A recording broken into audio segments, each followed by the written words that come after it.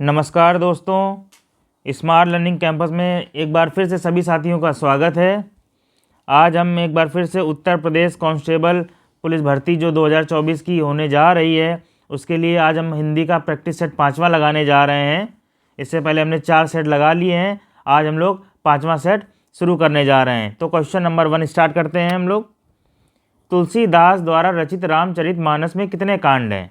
Option दिए हुए हैं 7, 12, 8 या फिर 5। तो इसका पहला ऑप्शन बिल्कुल सही होगा, 7 है।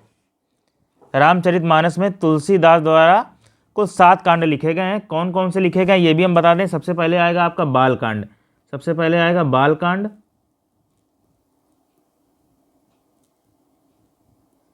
बाल कांड आएगा। इसके बाद आएगा आपका अयोध्या कांड, अयोध्या कांड, ये सीरियल से हैं। फिर अरण्य कांड आएगा, कभी कभी क्वेश्चन पूछ देता है। फिर आएगा अरण्य कांड। इसके बाद किष्किंधा कांड, किष्किंधा कांड हो जाएगा आपका। फिर हो जाएगा सुंदर कांड, सुंदर कांड। इसके बाद लंका कांड, ये 6 होगा। और आखिरी होगा उत्तरकांड, उत्तरकांड। तो ये हमारे 7 रामचरितमानस में 7 कांड हो गए। बात करें सबसे बड़ा कांड, सबसे बड़ा कांड जो है तो बाल कांड है। कौन सा है सबसे बड़ा कांड जो है वो कौन सा है? बाल कांड सबसे बड़ा है, सबसे बड़ा। क्वेश्चन किसी भी तरीके घुमा सकता है, इसलिए आपको ये हर चीज़ याद होनी चाहिए, तैयार होनी चाहिए। सबसे बड़ा कांड है, सबसे बड़ा कांड बाल कांड है। और सबसे छोटा कांड की बात करें तो किष्किंधा है। कौन सा है? किष्किंधा, ये सबसे छोटा है। ठीक, सबसे छोटा। तो इसका पहला ऑप्शन बिल्कुल सही था। क्वेश्चन नंबर दूसरा देखते हैं। विलोम शब्दों के अनुचित जोड़े को पहचानिए। शिष्ट, परिशिष्ट, शेष, अशेष, शीर्ष, तल या लभ्य अलभ्य, बताइए। तो इसका अनुचित जोड़ा होगा पहला। शिष्ट का परिशिष्ट नहीं होता है, शिष्ट का अशिष्ट होता है। क्या होता है? अशिष्ट होता है। ये ऑप्शन जो है ये हमारा पहला वाला सही होगा। अब बाकी सब सही है। क्वेश्चन नंबर तीसरा देखते हैं। आधा तीतर आधा बटेर होना का अर्थ बताइए। 4 ऑप्शन आपके सामने हैं। तो इसका ऑप्शन तीसरा सही होगा, बेमेल तथा बेढंगा होना, बेमेल तथा बेढंगा होना। Question number 4। निजी रिक्त स्थान उन्नति अहे सब, फिर रिक्त स्थान है को मूल भारतेंदु हरिश्चंद्र जी के ये पंक्तियां पूर्ण करें, बताइए। तो इसका सबसे पहले आएगा उन्नति और भाषा, निजी उन्नति, यहाँ पे फिर से उन्नति आ जाएगा आपका, और अहे सब भाषा को मूल। तो इसका चौथे का तीसरा ऑप्शन बिल्कुल सही होगा। अगला देखते हैं क्वेश्चन नंबर 5। नवनीत शब्द का समानार्थी निम्नलिखित में से कौन होगा? ताजा मक्खन, नया चांद, जल या फिर ग्रह। तो नवनीत का जो समानार्थी होता है क्या होता है? ताजा मक्खन। क्या होता है? ताजा मक्खन। मक्खन की पर्यायवाची की अगर बात करें या नवनीत की बात करें तो इसमें आपका मक्खन तो आएगा, क्षीरज भी आ जाएगा। क्या आएगा? क्षीरज आ जाएगा आपका। और इसके बाद सखरस भी आ जाएगा, सखरस। ठीक, सखरस भी आ जाएगा आपका। और मस्का, कहते नहीं बहुत यार मस्का लगा रहे हो, तो यानी कि मक्खन की बात की जा रही, मस्का। ठीक। और बात की जाए जल की, आप लोग जानते हैं जल के नीर, ठीक है ना, पानी, जल, ये सारे जल के हो गए। और ग्रह की बात करी जाए, ग्रह के कौन से होते हैं तो आपको पता होना चाहिए, सदन होता है, आलय भी होता है। आलय के साथ साथ गे अभी आया था पिछले वीडियो में, गे का पर्यायवाची गे यानी ग्रह की बात कर रहा है। और निलय, ये आपको पता होना चाहिए, आपको याद रखने हैं ये सारे। इसके बाद क्वेश्चन नंबर 6 देखते हैं। दूर दूर तक विस्तृत था हिम, स्तब्ध उसी के हृदय समान में कौन सा अलंकार है? 4 ऑप्शन दिए गए हैं, उपमा, रूपक, संदेह या मानवीकरण। तो इसमें जो ऑप्शन है, जहां तक मेरा मानना है, इसमें चारों ऑप्शन कहीं ना कहीं गलत हैं, क्योंकि इस जो ये पंक्ति दी हुई है, ये पंक्ति दी हुई है, इसमें अलंकार की बात करें तो इसमें प्रतीप अलंकार होगा। इसमें गलती दी हुई है, यहाँ पे अलंकार यहाँ पे कोई भी नहीं होगा, यहाँ पे प्रतीप अलंकार होना चाहिए था, लेकिन यहाँ पे चारों ऑप्शन गलत हैं। प्रतीप अलंकार क्या होता है ये भी बता दें। प्रतीप अलंकार जहाँ बड़े को छोटा और छोटे को जहाँ बड़ा बताया जाता है वहाँ प्रतीप अलंकार होता है। बड़े को छोटा बताया जाता है, बड़े को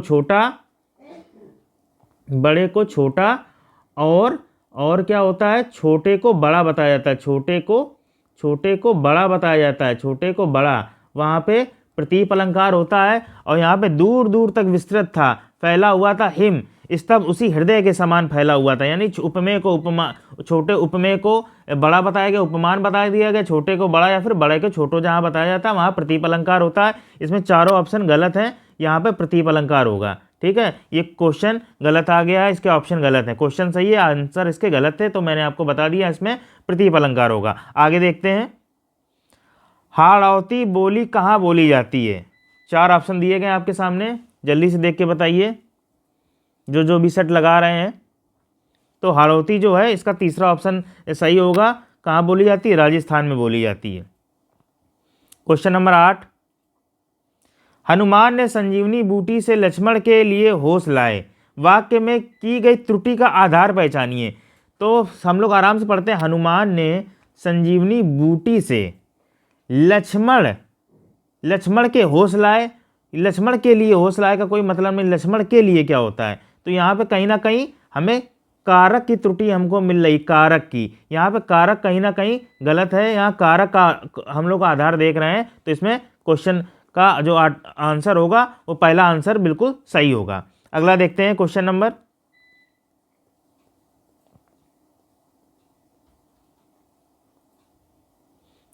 9 देखिए, पैसे से ही आदमी की इज्जत है के लिए निम्नलिखित में से उचित लोकोक्ति का चयन करना है।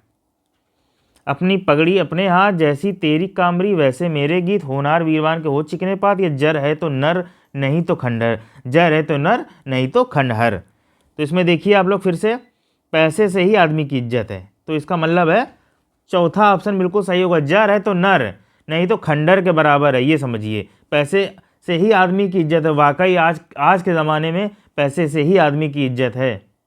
अगला क्वेश्चन देखते हैं, मौसम में आर्द्रता छाई है, रेखांकित शब्द का विलोम शब्द क्या होगा? 10वां क्वेश्चन। तो आर्द्रता का क्या हो जाएगा? इसका दूसरा ऑप्शन बिल्कुल सही होगा, आर्द्रता यानी शुष्क हो जाएगा, शुष्क। ठीक है, आर्द्रता यानी शुष्क हो जाएगा, इसका दूसरा ऑप्शन बिल्कुल सही होगा। गीला का आप जानते हैं, गीला का सूखा हो जाएगा, सूखा क्या गीला हो जाएगा, आर्द्र। ठीक है ना, तो इसका दूसरा ऑप्शन बिल्कुल सही होगा। क्वेश्चन नंबर 11 देखते हैं, वर्तनी की दृष्टि से अशुद्ध शब्द का चयन करना है। वर्तनी की दृष्टि से अशुद्ध शब्द, सूर्योदय, सूर्य धन उदय कहीं ना कहीं सही है, फिर आशीर्वाद बिल्कुल सही है। ये देखिए क्या लिखा है, परमार्थ लिखा है, महर्षि लिखा हुआ है। ठीक है ना, तो यहाँ पे ये तीसरा वाला गलत है, क्योंकि परम धन अर्थ परमार्थ होता है, परम धन अर्थ। ठीक है ना, इसको अगर हम लोग जोड़ेंगे तो परमार्थ हो जाएगा। क्या हो जाएगा? परमार्थ हो जाएगा, इसमें बीच में रा नहीं उड़ेगी, तो तीसरा ऑप्शन में हमारा बिल्कुल सही होगा। क्वेश्चन नंबर 12, भारत भारती पुरस्कार इनमें से किसको सबसे पहले मिला?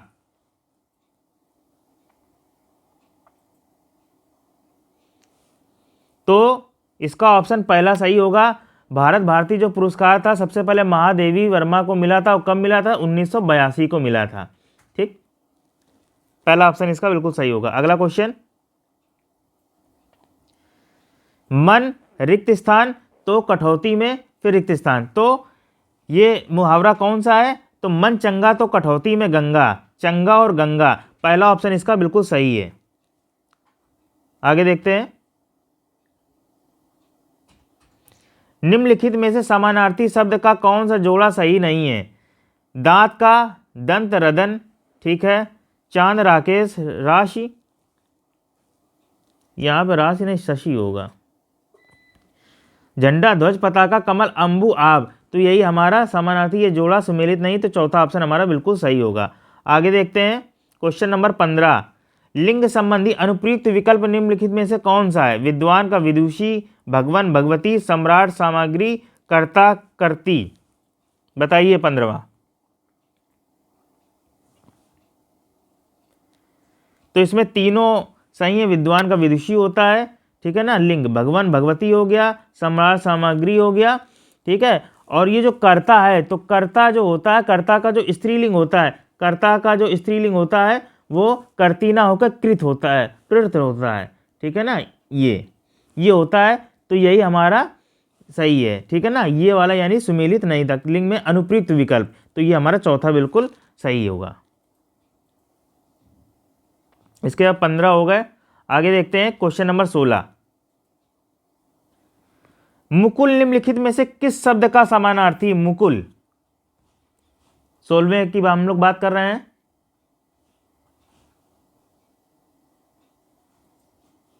बताइए। चलिए हम बता देते हैं। इसका चौथा आंसर है, बिल्कुल राइट होगा, मुकुल। मुकुल का मतलब होता है कली, कली हो गया। इसके बाद कोरक भी होता है, कोरक, कोरक हो गया, या फिर गुंजा। ये किसके हैं? ये किसके हैं? मुकुल के हैं, ये मुकुल के हैं। कनक का आप लोग जानते हैं, कनक का क्या क्या होता है? कनक का हमारा सोना हो गया, ये सिंपल सा है, कनक का सोना हो गया। हिरण्य आपको हमने बताया था, हिरण्य आपको याद रखना है, हिरण्य हो गया। और हेम भी हो गया, हेम भी हो गया, कॉमा मैं लगाता जा रहा हूं, हेम हो गया।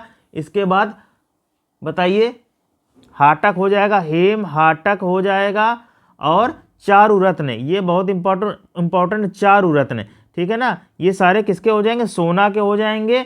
और मीन का आप लोग जानते हैं, मीन का क्या होता है? मत्स्य होता है, मछली होता है, ये सब जानते हैं। लेकिन ये आप ये क्वेश्चन में जब ये पूछा जाएगा तो मीन के ये नॉर्मल आंसर नहीं पूछेगा, कैसे पूछेगा, कैसे रखेगा? जग बोल लिखेगा, ठीक है ना। ये है किसका है? ये मत्स्य मीन का है, और या फिर झस बोलेगा, इस टाइप के ऑप्शन आते हैं। तो आपको यही वाले पढ़ने हैं। और कौन सा? और शफरी, शफरी भी होता है, सफरी हो गया।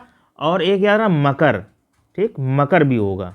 ये चार हो जाएंगे। मीन के, कमल के आपको पता है, कमल बताने की जरूरत नहीं है, सबको पता है, ये बहुत ही सिंपल सा है। नहीं पता है तो आप इसको तैयार करिए। अगला क्वेश्चन देखते हैं 17वां। निम्न शब्दों में से सही शब्द का चयन कीजिए। मृदुर, मृदुल, मृदुल या ग्रदुल। बताइए। तो इसका तीसरा ऑप्शन बिल्कुल सही होगा, मृदुल, ये सही शब्द है, मृदुल। Question number 18। निम्न वाक्यों में से विशेषण संबंधी वाक्य चुनिए। सुनैना अच्छा चित्र बनाती है, आज वर्षा अधिक हुई, रमा अच्छा गाती है, धीरे धीरे बोलें, धीरे धीरे बोलें गलत हो गया, आज वर्षा अधिक हुई ये भी गलत हो गया, रमा अच्छा गाती है, सुनैना अच्छा चित्र बनाती है। तो सुनैना क्या बनाती है? सुनैना जो चित्र बनाती है वो अच्छा बनाती है, तो हमारा पहला ऑप्शन बिल्कुल सही होगा। रमा अच्छा गाती है, लेकिन क्या गाती है? रमा अच्छा गाना गाती, तो कहीं विशेषण संबंधी वाक्य होता, तो हमारा पहला ऑप्शन बिल्कुल सही होगा। सुनैना अच्छा चित्र बनाती, क्या बनाती? अच्छा चित्र, ठीक, तो पहला ऑप्शन बिल्कुल सही होगा। अगला देखते हैं क्वेश्चन नंबर 19।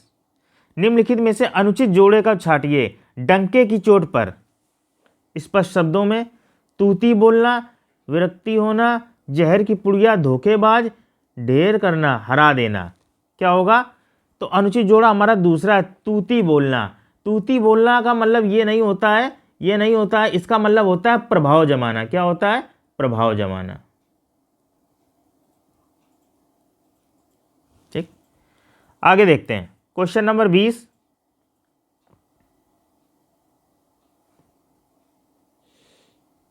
कहत नटत रीझत, रिक्त स्थान,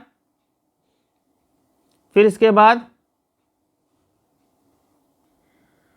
मिलत खिलत, फिर रिक्त स्थान। सही शब्दों का चयन करते हुए प्रस्तुत दोहे को पूर्ण करना है।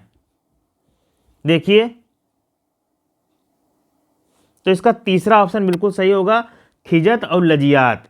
पहले में आएगा कहत नटत रीझत खिजत, मिलत खिलत लजियात, ये होगा। और ये जो पंक्ति है, यानी ये जो पंक्ति लिखी है, ये किसके द्वारा है? बिहारी लाल द्वारा। किसके द्वारा है ये? बिहारी लाल, बिहारी लाल द्वारा। आगे देखते हैं क्वेश्चन नंबर 21। भ्रांतिमान अलंकार का उपयुक्त उदाहरण कौन सा है? ओस बिंदु चुग रही हंसनी मोती उनको जान, वह टूटे तरु की छूटी लता सी दीन, सफरी से चंचल घने मृग से पीन सुएन, और मेरी भवबाधा हरो राधा नागरी सोई। भ्रांतिमान अलंकार का उपयुक्त उदाहरण पूछा कौन सा है? तो भ्रांतिमान किसे कहते हैं? भ्रांतिमान हमने कल बताया था, तो जहां उपमेय को भ्रमवश क्या समझ लिया जाता है? उपमान समझ लिया जाता है। भ्रमवश क्या समझ लिया जाता है? उपमान। अब यहाँ पे देखिए पहला, ओस बिंदु चुग रही, यानी ओस की जो बूंद है उसको चुग रही हंसनी, क्या समझ के? मोती जानकर। तो उसको भ्रम हुआ है, उसको लगा कि ये मोती है और वो चुग रही है, तो इसमें उसको भ्रम हुआ, इसलिए इसमें भ्रांतिमान अलंकार होगा। पहला ऑप्शन बिल्कुल सही है। दूसरा ऑप्शन देख लीजिए, वह टूटे तरु की छूटी लता सी दीन, इसको देख लीजिए, तो वह टूटे तरु की छूटी लता सी दीन, कहने का मतलब है टूटे तरु, एक है टूटे हुए वृक्ष की छूटी लता सी दीन है वो, ठीक है, छूटी लता सी दीन, इसकी तुलना की जा रही, जहां तुलना होती है वहां उपमा अलंकार होता है, ठीक है ना, छूटी लता सी दीन। इसमें अगर ये ऑप्शन अगर आएगा या फिर ये उदाहरण पूछे किसका अलंकार होगा, तो इसमें उपमा अलंकार आएगा। सफरी से चंचल घने मृग से पीन सुएन, इसमें क्या आएगा? तो इसमें भी उपमा ही आएगा, इसमें भी उपमा अलंकार आएगा। सफरी से चंचल घने मृग से पीन सुएन, और कमल पत्र से चारुए राधा जू के नयन, ठीक है, ये पूरा इसकी पंक्ति है। चलिए आगे देखते हैं। मेरी भव बाधा हरो राधा नागर सोए जातन की छाई पर श्याम द्वितीय मयो।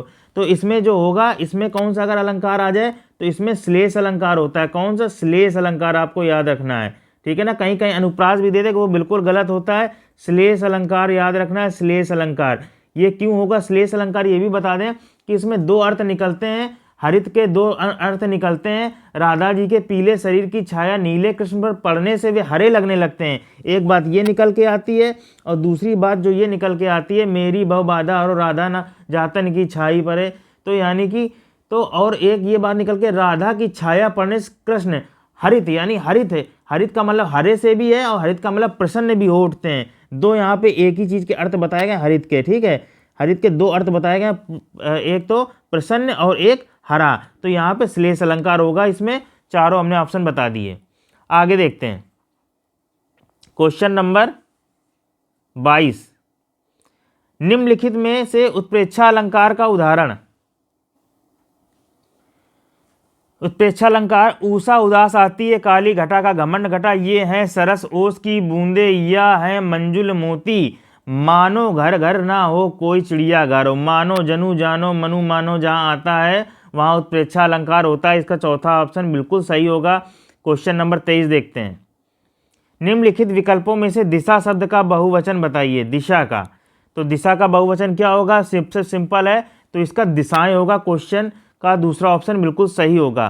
क्वेश्चन नंबर 24 देखते हैं। निम्नलिखित विकल्पों में से रीति शब्द का बहुवचन कौन सा होगा? रीति शब्द बताइए। तो इसका रीति का रीतियां, क्या होगा? रीतियां होगा। चौथा ऑप्शन बिल्कुल सही होगा। 25वां देखते हैं। निम्नलिखित वाक्यों में से अशुद्ध वाक्य का चयन कीजिए। वे भारत के भावी प्रधानमंत्री हैं, वे दंड देने योग्य हैं, वह सोमवार को आएगा, उसकी कमीज नहीं है। तो यहाँ पे दूसरा जो होगा वो अशुद्ध होगा। वह दंड देने योग्य नहीं है, वह दंड योग्य हैं। दंड देने योग्य नहीं, दंड योग्य हैं। अगला क्वेश्चन देखते हैं 26।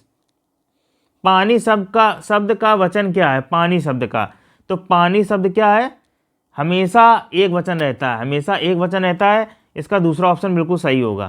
क्वेश्चन नंबर 27 देखिए।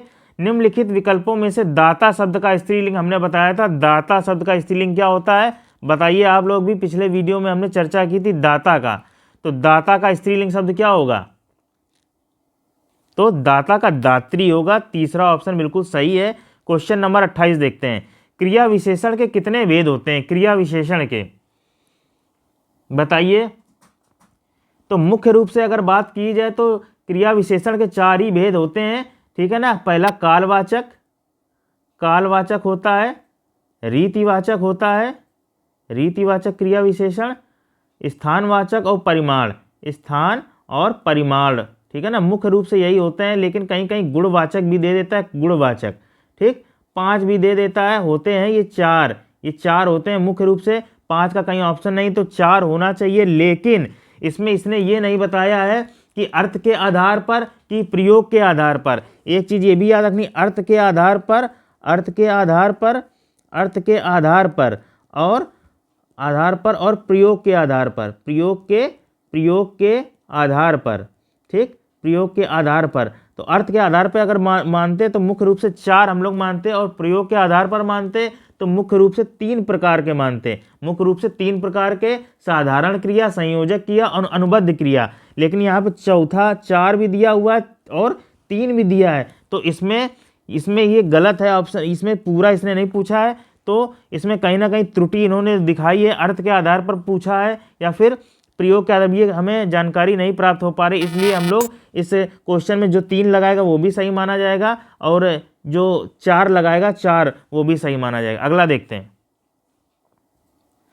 क्वेश्चन नंबर 29, उचित विकल्प में से रिक्त स्थान पूर्ण करें। नरेंद्र दामोदर दास मोदी भारत के वर्तमान प्रधानमंत्री हैं। भारत के राष्ट्रपति प्रणब मुखर्जी ने उन्हें 26 मई 2014 को भारत के प्रधानमंत्री क्या दिलाई? पद की शपथ दिलाई, पद से शपथ दिलाई, पद से शपथ या पद पर शपथ। यहाँ पे दो एक ही जैसे हो गए हैं, तो पद से शपथ नहीं, पद पर शपथ, पद की शपथ दिलाई जाती, पद की शपथ। इसका दूसरा ऑप्शन जो होगा बिल्कुल हमारा सही होगा। आगे देखते हैं क्वेश्चन नंबर 30, अपनी खिचड़ी अलग पकाना का अर्थ क्या होगा? अपनी खिचड़ी अलग पकाना, तो सबसे अलग रहना, अपने ही काम में लगे रहना, अनर्गल बातें करना या मनमानी करना। तो अपनी खिचड़ी अलग पकाना यानी कि सबसे अलग रहना, पहला ऑप्शन इसका बिल्कुल सही होगा। क्वेश्चन नंबर 31, एक रम्य उपवन था, नंदन वन सा सुंदर। इस पंक्ति में कौन सा अलंकार होगा? इस पंक्ति में कौन सा अलंकार होगा? एक रम्य यानी होता है मनमोहक या सुंदर, ठीक है ना, मनमोहक हो सकता है या फिर सुंदर। एक रम्य मनमोहक उपवन था, नंदन वंशा सुंदर था, नंदन वंशा, यहाँ पे वंशा आ जाए, सा सी कहीं आ जाता है, तो वहाँ पे कौन सा अलंकार होता है? तो हमेशा वहाँ पे उपमा अलंकार होता है, नंदन वंशा, ठीक है ना, वंशा सी सरस, यहाँ पे हमेशा उपमा अलंकार होता है। आगे देखते हैं क्वेश्चन नंबर 32, साहित्य अकादमी द्वारा 2016 में नासिरा शर्मा को किस उपन्यास के लिए पुरस्कार प्रदान किया गया? बताइए। तो इनको 2016 में पारिजात के लिए, इस उपन्यास के लिए उनको पुरस्कार प्रदान किया गया था, साहित्य अकादमी पुरस्कार। क्वेश्चन नंबर 32 का तीसरा होगा। 33 देखते हैं, प्रकृति का सुकुमार कवि किसे कहा जाता है? बहुत ही इंपॉर्टेंट क्वेश्चन लगा लीजिए। प्रकृति का सुकुमार कवि, तो सुमित्रा नंदन पंत को कहते हैं प्रकृति का सुकुमार कवि। अगला देखते हैं,